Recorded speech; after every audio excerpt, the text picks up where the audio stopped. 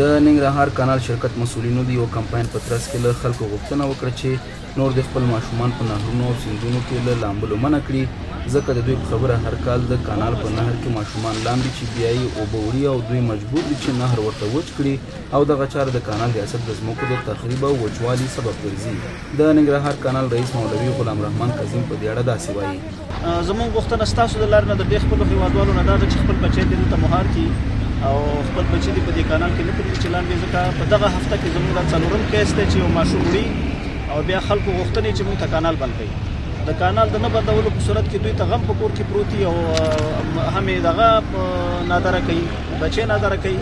او بل طرف ته هلته موږ ته په میلیونونو روپۍ تاوانونه اوړي، په حاصلات هم ټول متضرر کېږي. په همدې حال کې عام خلک هم د کانال نهر په مسیر له پرتو ولسونو غوښتنه کوي چې خپلو ماشومانو ته په کورونو کې د لامبلو زمینه برابره کړي، تر څو له یوه لوري ژوند خوندي شي او له بل لوري د کانال ریاست مسؤلین ورسره په عذاب نه شي. د سیمې یو تن اوسېدونکی غلام حیدر په دې اړه داسې وایي چې خپل ماشومان دې د کانال په اوبو کې د غسل دپاره نه، ولې په پاکو اوبو باندې هلته چې دا اوبه خو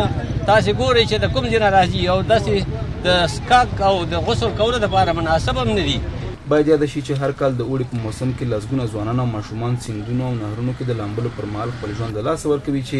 بیا یې کورنۍ په میاشتو د هغوی په ځایونو کې سرګردانه ژوند تېروي او هم د سیندونو او نهرونو د وچولو پر مهال بزګرانو ته زیان اوړي.